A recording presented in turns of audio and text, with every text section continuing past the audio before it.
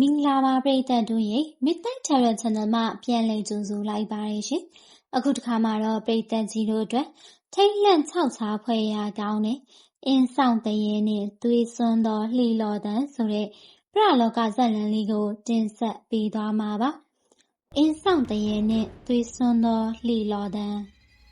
ရှမ်းပြည်ဘက်ကဝေးလံခေါင်ဖျားတဲ့တောင်တန်းတွေကြားမှာညောင်အင်းဆိုတဲ့အိမ်ကြီးတစ်အိမ်ရှိပါတယ်။အဲ့ဒီအင်းကတခြားအင်းတွေနဲ့မတူပဲရေပြင်ကအမြဲတမ်းမဲမှောင်နေပြီးလေတိုက်ရင်တော့ရေလိုင်းသိမ့်မထပဲငြိမ်သက်လွန်လာပါတယ်။ဒေသခံတွေကတော့ဒီအင်းထဲမှာအင်းဆောင်ရှိတယ်လို့ယုံကြည်ကြပြီးနေဝင်မီးငိမ့်ချိန်ဆိုရင်ဘယ်သူမှလေမထွက်ကြပါဘူး။ကိုထွန်းဆိုတာကတော့မြို့ကနေစောင်းမြင့်ရတနာကိစ္စနဲ့အနေဖက်ကိုခေတ္တရောက်နေသူပါ။တညမှာတော့သူဟာအရေးကြီးကိစ္စကြောင့်အင်းတစ်ဖက်ကန်းကိုညဖက်ကြီးဖြတ်ကူဖို့ဖြစ်လာပါတယ်။ရွာသားတွေကတားပေမဲ့ကိုထွန်းကတော့ငါးပါးတီလာလုံးရင်ဘာမှမဖြစ်ဘူးဆိုပြီး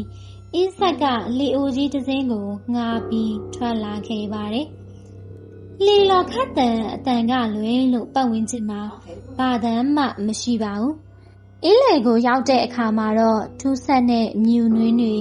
စတင်ကြလာပါတယ်။လမင်းကြီးကလည်းတိမ်ဖုံးနေတာကြောင့်ပတ်ဝန်းကျင်ကမဲမောင်လို့နေပါတယ်။ရုတ်တရက်ကိုထွန်းရဲ့လှေနံဘေးကိုတစုံတစ်ခုကလာရိုက်လိုက်တယ်လို့ဒုံးဆိုတဲ့အတန်ကြီးထွက်လာပါတယ်။ဘာလို့လဲကိုထွန်းအော်မီးလိုက်ပေမဲ့တုံ့ပြန်တဲ့မရှိပါဘူး။သူတက်မီးနဲ့ရေပြင်ကိုထိုးကြည့်လိုက်တဲ့အခါရေပေါ်မှာပေါ်နေတာကတစ်တုံးတွေမဟုတ်ပါဘူး။လူတစ်ယောက်ရဲ့ဖြူဖြော့နေတဲ့လက်ချောင်းရှည်ကြီးတွေပါ။အဲ့ဒီလက်တွေကလှေနံကိုမြဲမြဲစုပ်ကင်ထားပြီးလှေကိုရေထဲဆွဲနစ်ဖို့ကြိုးစားနေသလိုတုန်ခါနေပါတယ်။ကိုထွန်းကြောင်းလန့်တကြားနဲ့လေတက်ကိုအားကုန်လွှဲရမ်းလိုက်ပါတယ်။ဒါပေမဲ့လှေတက်ကရေထဲကိုဆင်းသက်မသွားပဲဆေးကက်အရာတစ်ခုကိုရိုက်မိသလိုခံစားလိုက်ရပါတယ်။တက်မီကိုရေထဲထိုးကြည့်လိုက်တဲ့အခါမှာတော့ရေမျက်နှာပြင်အောက်ကူပါတယ်။မျက်လုံးအိမ်မရှိတဲ့မျက်နှာဖြူဖြူကြီးတစ်ခုကသူ့ကိုစိုက်ကြည့်နေတာကိုတွေ့လိုက်ရပါတယ်။အဲ့ဒီအမျိုးသမီးတရေရဲ့သပင်ရှည်ကြီးတွေကရေအောက်မှာပိုက်ကွန်တစ်ခုလိုဖြန့်ကျက်နေပြီးလေရဲ့အောက်ခြေကိုရစ်ပတ်ထားပါတယ်။သူမရဲ့ပါးစပ်ကနေကဲပါအေးတယ်အရန်အေးတယ်ဆိုတဲ့အတန်ကလေထဲကနေထွက်လာတာမဟုတ်ပဲကိုထွန်းရဲ့ခေါင်းထဲကိုတိုက်ရိုက်ဝင်လာသလိုခံစားလိုက်ရပါတယ်။လေဟာတဖြည်းဖြည်းတိမ်ဆောင်းလာပါတယ်။ကိုထွန်းဟာဖျားစာတွေကိုတုံရင်နဲ့ရွတ်ဖတ်ပေမဲ့ထိုအမျိုးသမီးကပြောင်းမသွားပဲလှေပေါ်ကိုတဖြည်းဖြည်းတက်လာပါတယ်။သူမရဲ့ခန္ဓာကိုယ်ကနေရေညှိနှက်နဲ့ပုတ်စော်နန္နာတွေကနှာခေါင်းထဲကိုအရှိန်အဟုန်နဲ့တိုးဝင်လာပါတယ်။နေဘာလို့လဲ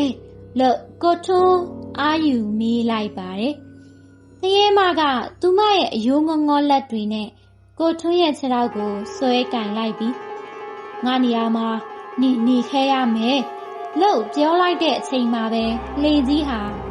စောက်ထိုးမှောက်သွားပါတော့တယ်။နောက်တစ်နေ့မနက်မှာတော့ရွာသားတွေဟာအင်းဆက်မှာမှောက်နေတဲ့လှေအိုကြီးကိုတွေ့လိုက်ရပါတယ်။ဒါပေမဲ့ကိုထွန်းကိုတော့